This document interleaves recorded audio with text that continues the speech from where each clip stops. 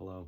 I'm not sure how to really start this, but I'm gonna be doing a video on some recent pickups of mine.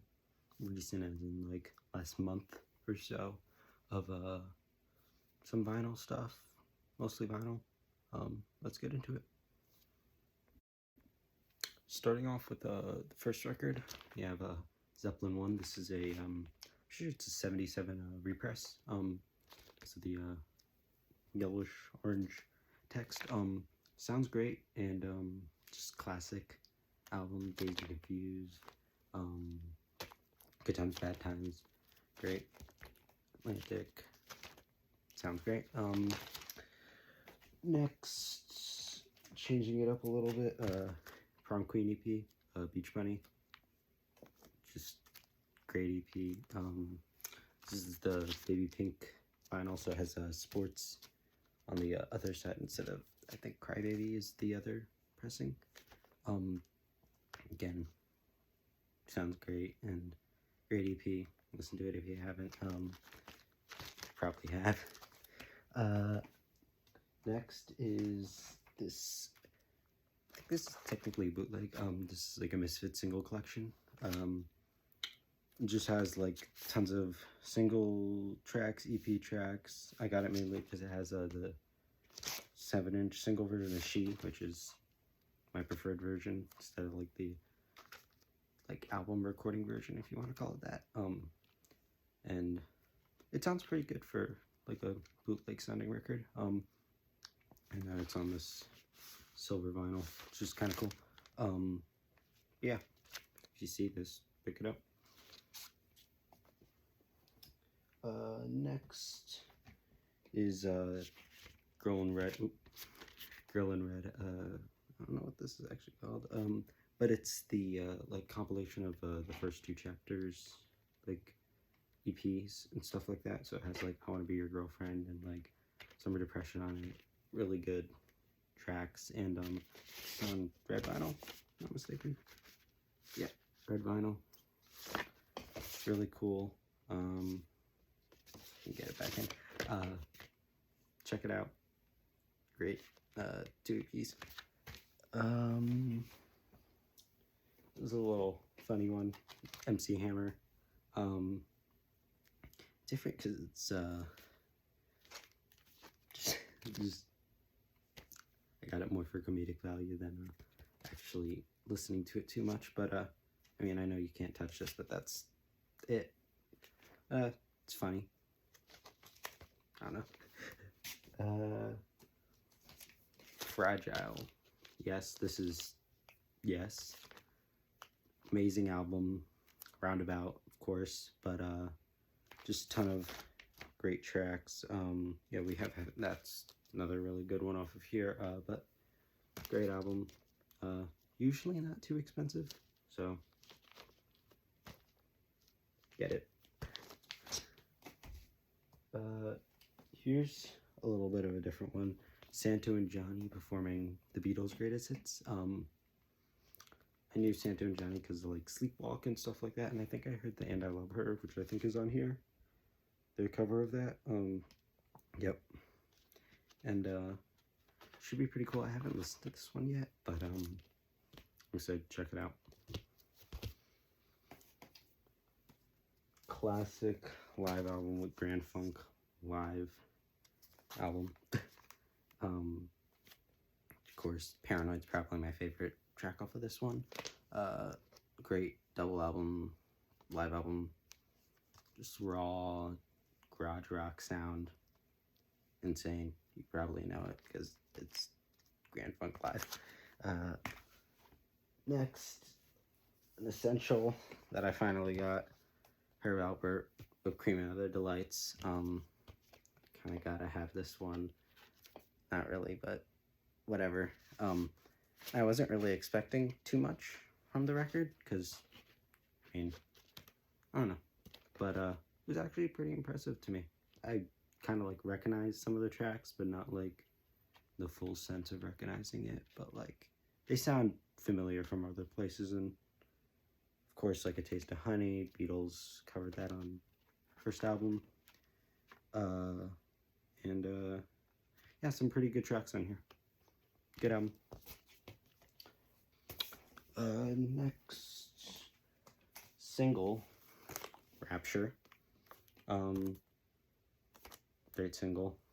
I think I prefer Tide is High over this from like this era of Blondie, but great and really good for just kind of putting rap, I guess, kind of putting rap to the pop scene a little bit. Don't quote me on that, but I guess that's kind of what it did, but good song.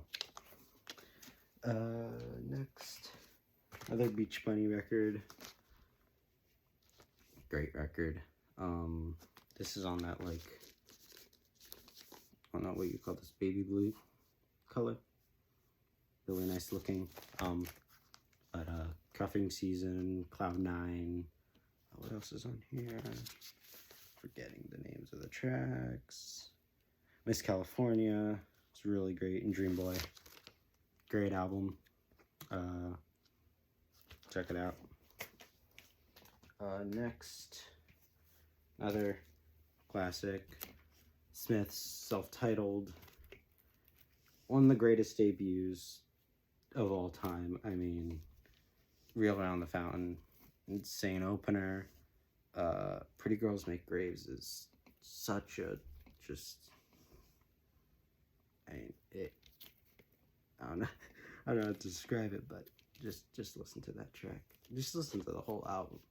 But Still Ill, Hand in Glove, What Difference Does It Make? Suffer Little Children, like just insane track list. Doesn't have This Charming Man, but even though it doesn't have that, like, all the tracks are amazing off this LP. And yeah, I mean, classic Smith's album. You have to listen to this.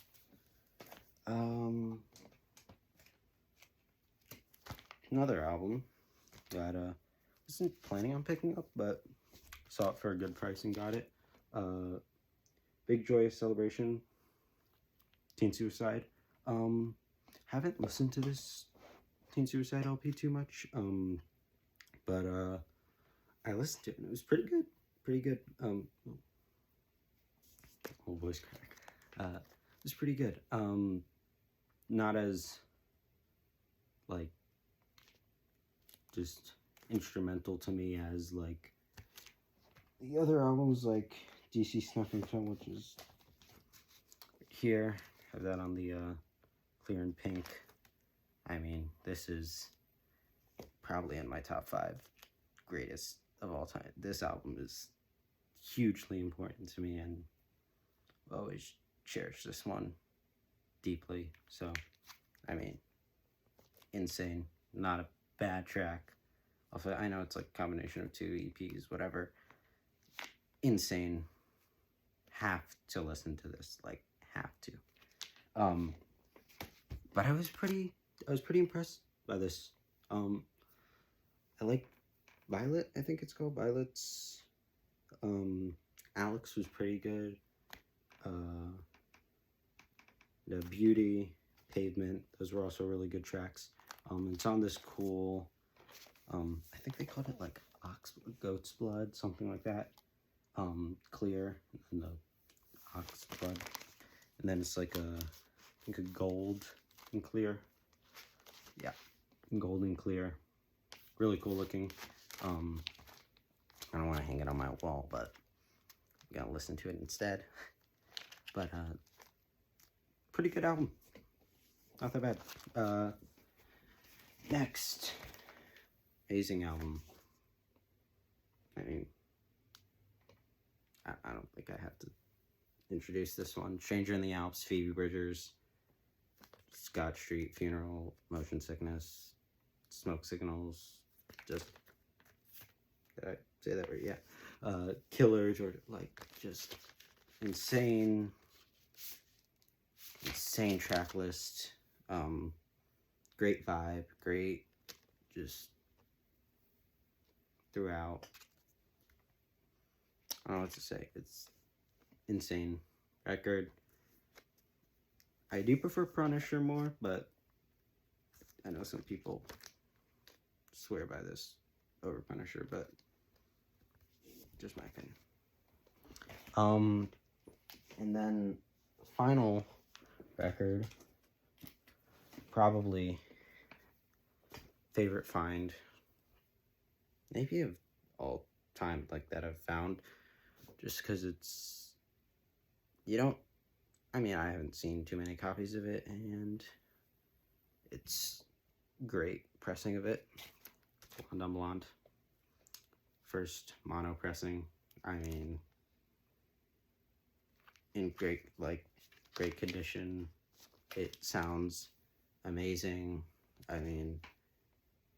Every track is just captivating and inspiring, and just a lot to take in from this album. Just so much. You've heard it if you haven't listened to it.